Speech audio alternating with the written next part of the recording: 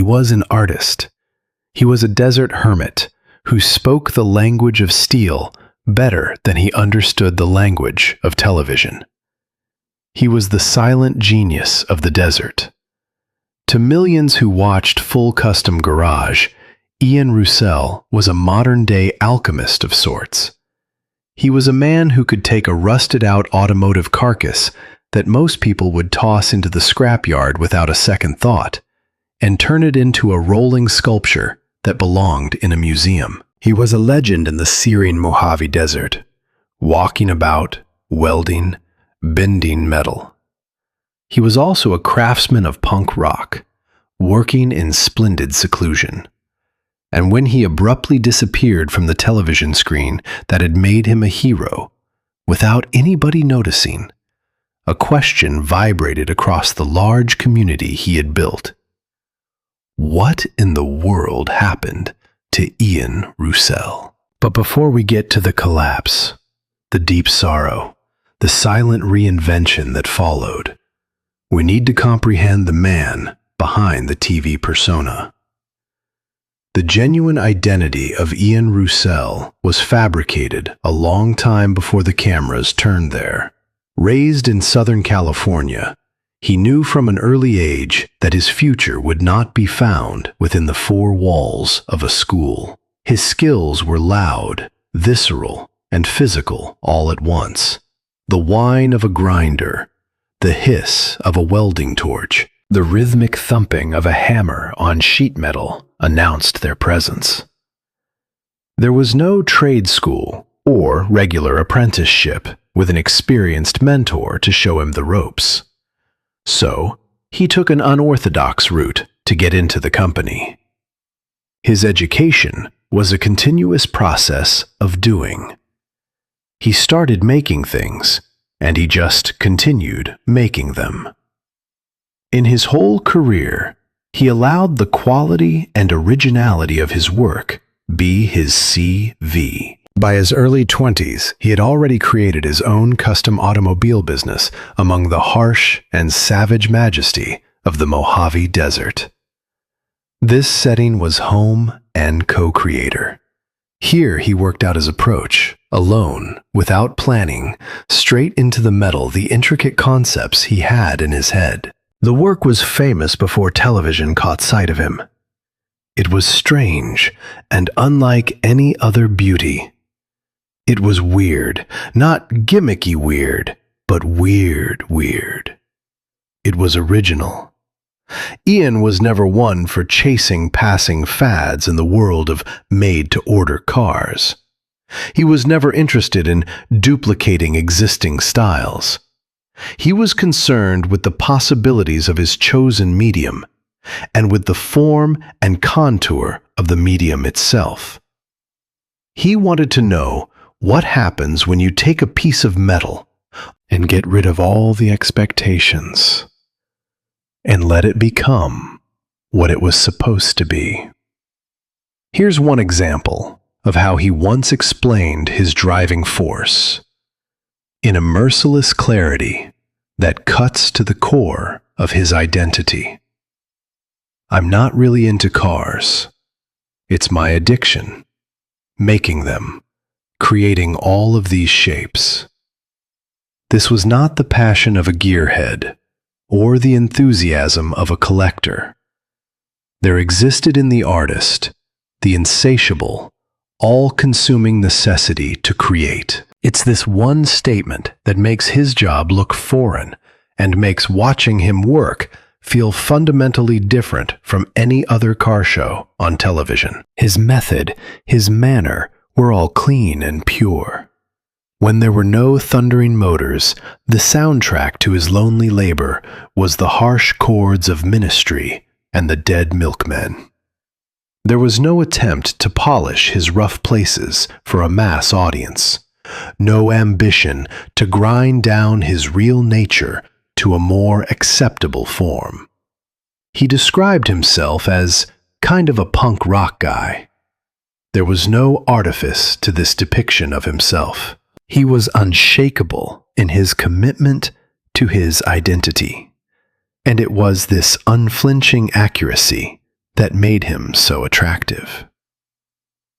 Yet he was not entirely alone in his sacred desert habitat. His wife, Jamie, was a vital, if invisible, partner in the firm. Jamie was the bodywork that kept it all together, and Ian was the creative engine that kept it all moving. From the beginning, she controlled the business operations and dealt with all client interactions, and increasingly she became a vital part of the production and editing of the show. Jamie was the guy who made the building possible, and Ian was the man who built the cars. Their humble, symbiotic relationship formed the structural underpinnings of whatever Ian Roussel made for popular consumption. When MAVTV came calling, Ian had spent 20 years perfecting a craft so unique most people couldn't even describe it. Television producers, forced to search for new faces, wasted little time in deciding he was just the ticket for the screen. But in his haste to claim his gift, he missed one fundamental question. What is the cost of taking a man whose whole identity is based on total sincerity and putting him in front of a camera and forcing him to repeat that honesty on demand? And what of the human body, forced hours upon hours to dreadful effort in the burning heat, until the day comes when the toll of that labor must finally be paid? The response was discovered to be far more severe than anyone could possibly have predicted. When the show launched on the MAVTV Motorsports Network, March 28, 2014, it was evident that Full Custom Garage was a huge departure from the norm. The first episode of the show made it evident.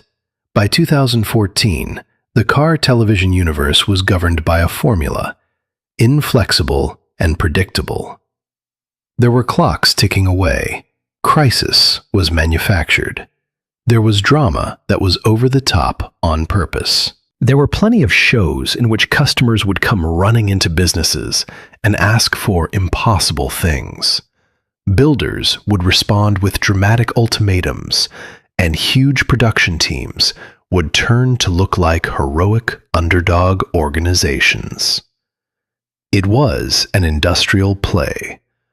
The conflicts were preordained. The audience had been conditioned to expect a certain rhythm of tension and relaxation over the course of the presentation. On arrival, Ian Roussel set about systematically destroying the whole paradigm. He was a lone worker. There were no colorful characters in the workforce, no trainees to generate interpersonal friction, no supporting cast to foster tension. His construction involved no planning, no computer-aided drawings, no sophisticated design software. It was natural.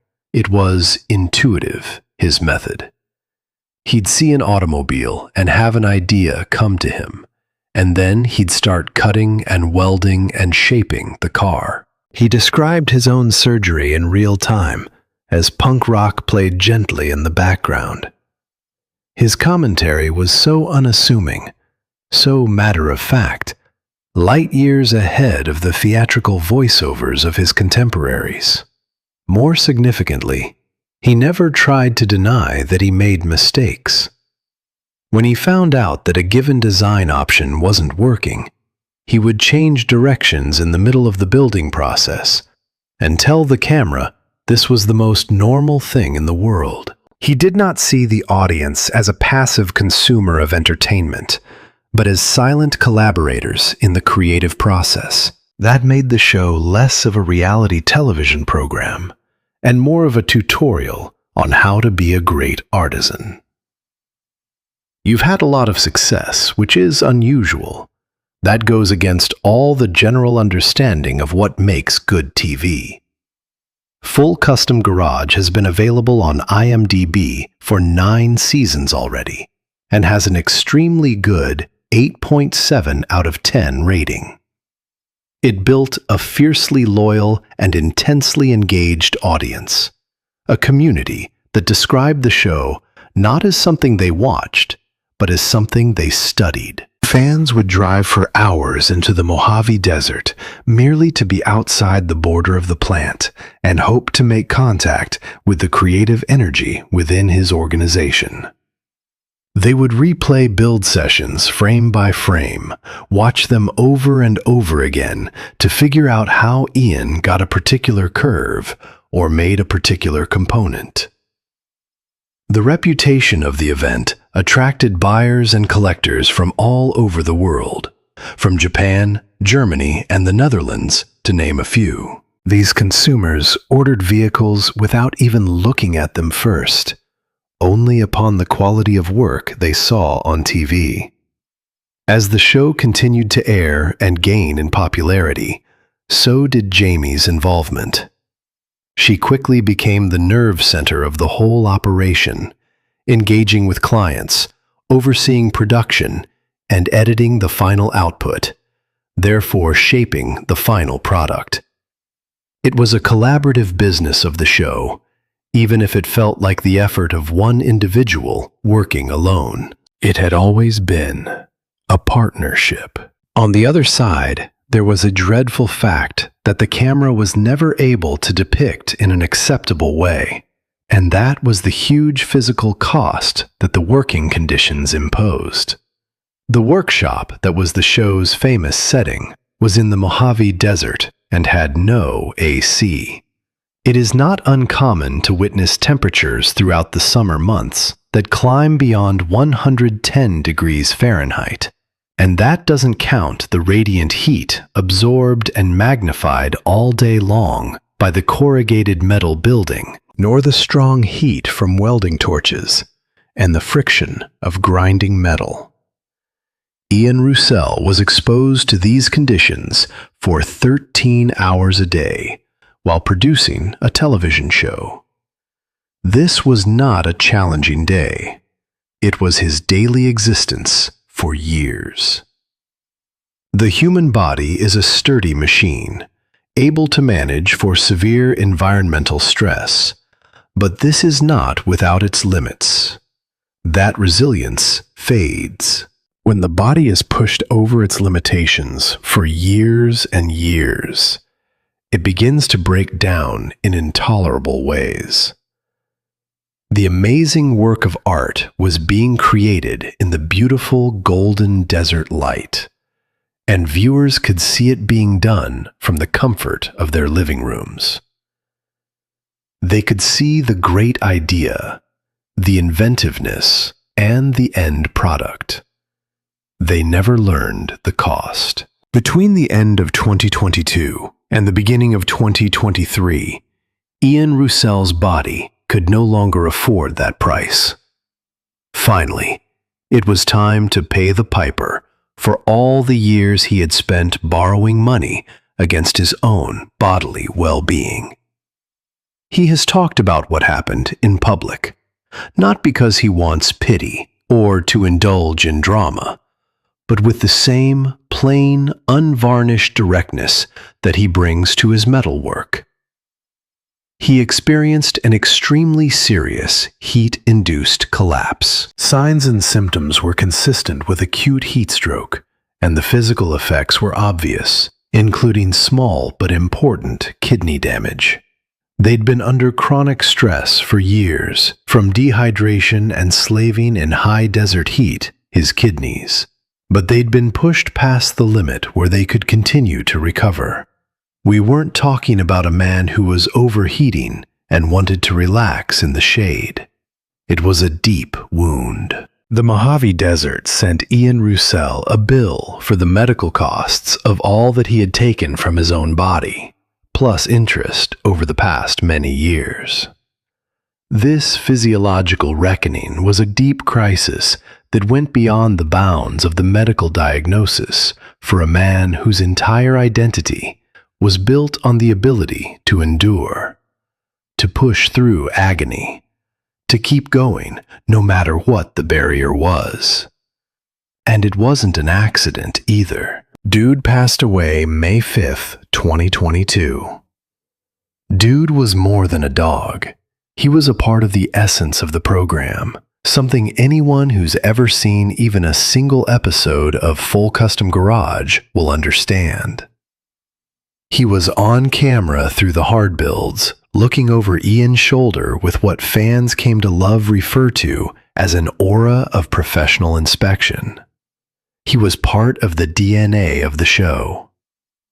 That's something most TV shows never do, but there was something about his calm presence that made the cold, industrial vibe of the workplace appear warmer, more tangible, more real.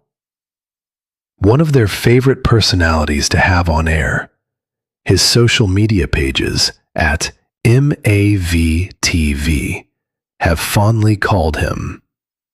He wasn't a prop or a marketing gimmick. He was there, no question, a stabilizing presence as essential to the feel of the show as the stacks of metal and the punk rock music booming in the background. He passed away from cancer in May 2022. When Ian posted about the loss at the time, the fan response was fast, large, and collaborative. But the play had a strong personal connection to the environment it was depicting, and the comments box was full of tributes and memories being shared by everyone. They were not mourning the death of a television character, but a friend of theirs that they said had shared space with them for almost a decade. The timeline of this period of time is merciless and cruel. May 2022. Dude, the shop's emotional anchor is taken away. In the months to come, right up to early 2023, Ian's own body would fail him under the strain of 9 seasons of filming. He's had heat stroke that's done permanent damage to his kidneys. The long 13-hour days in the searing heat, the constant pressures of a television production schedule that was intrinsically at odds with his spontaneous creative process, had created a perfect storm. There was a sacrifice to be made. Yes, it did. The question being asked was, how can a man like Ian Roussel, who is known for his stoicism and fortitude, bear so much suffering and physical injury all at once? Does he have a public breakdown? Does he resent the machine that pushed him to the edges of his ability? Or does he do something that is much more intellectual and much more interesting? It should be noted that the vast majority of headlines and descriptions don't include this essential piece of information. Ian Roussel wasn't a victim of the TV industry. There was no decision to strike him off. He was not fired. If network execs were on the quest for the next great thing, they didn't unceremoniously discard him. He wanted to travel. And he wanted to go on his own time, on his own terms. And he had been preparing himself for this evacuation longer than any outsider actually knew, silently and with preparation. Before the end of 2023, Ian had made a final decision. He'd had it with television. Full Custom Garage had 9 fantastic seasons, concluding on a high note with a clean and respectful goodbye, with its last episodes airing in January 2024. This was the last in the series. There was no public outcry, no tell-all interview, and no bridges burnt.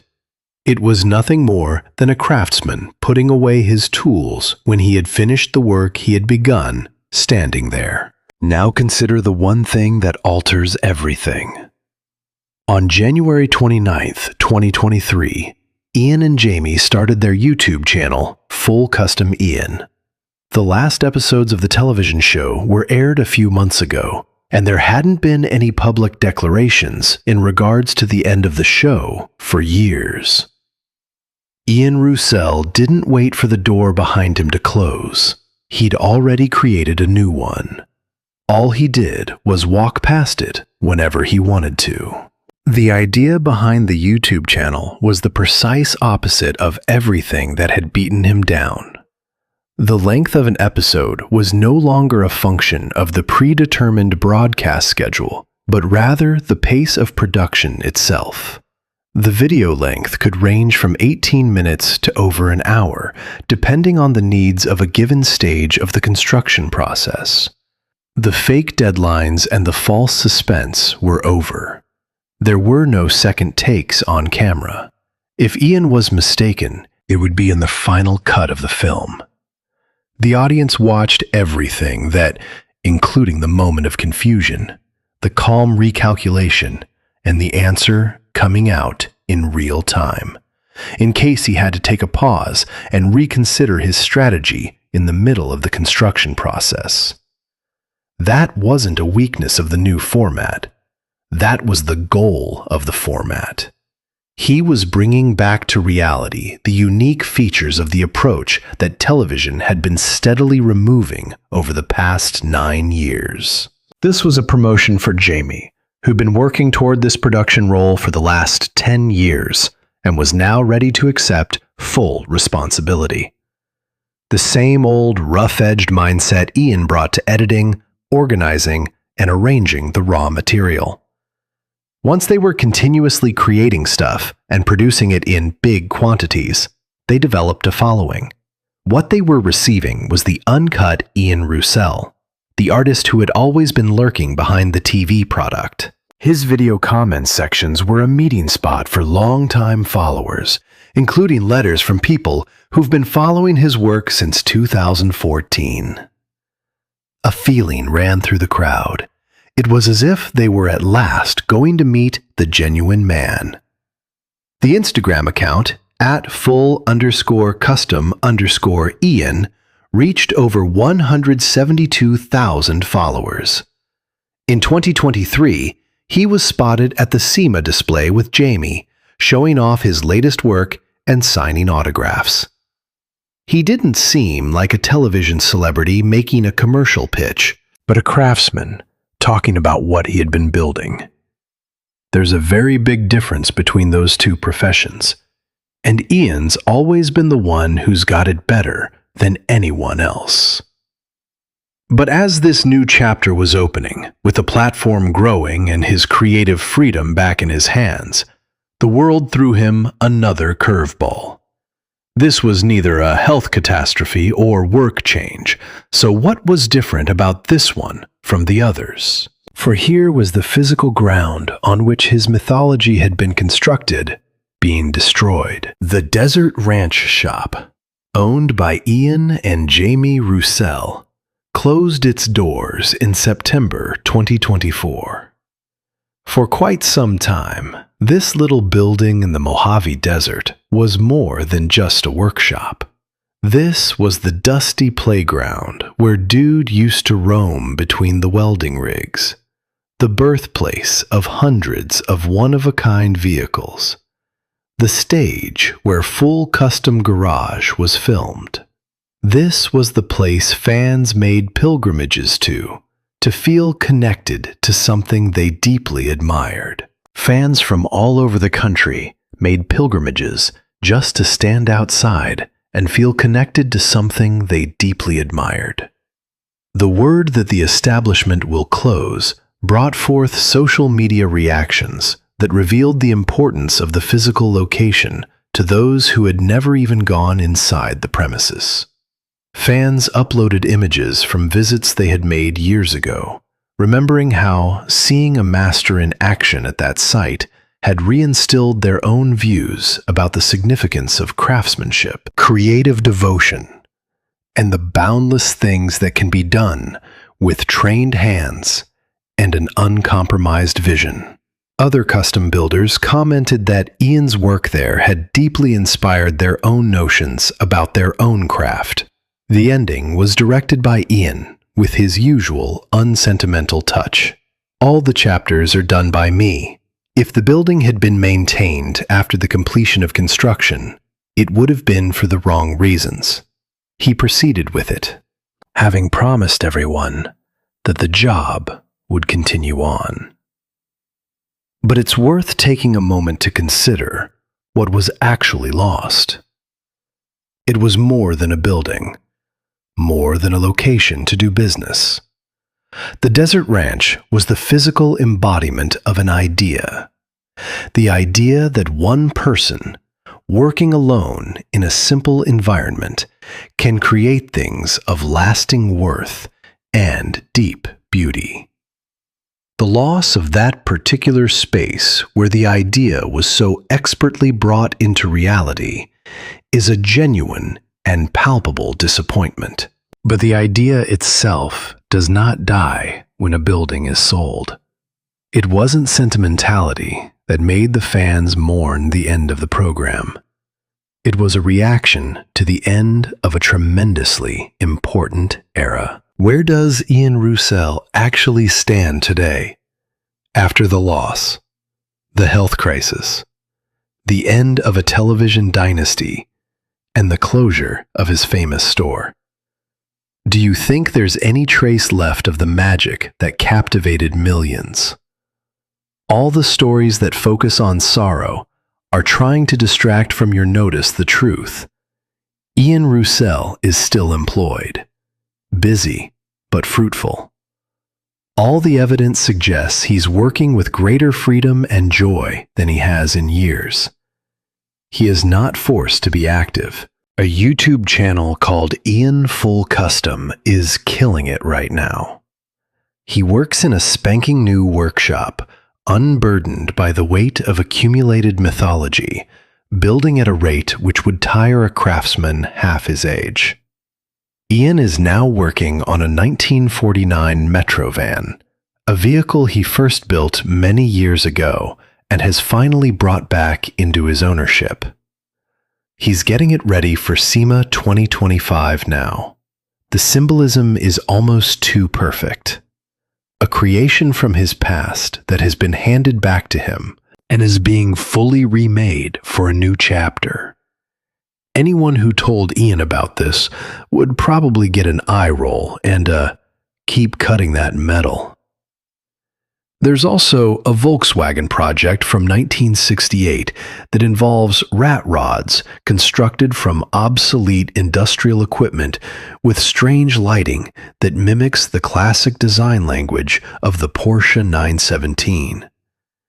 His work has not diminished in scope, but evolved, free of the episodic framework that mandated that each concept was concluded in a clean fashion inside a 42-minute television period. People regularly view his new video and comment his on-screen demeanor is much lighter and more airy. He seems more into hanging around in the meditative bits of a construction, the part when you step back and wait and listen for the point where the work itself tells you what it needs next. Those are the moments we never saw in the TV edit, but they're everywhere now, and they're the essence of his genius.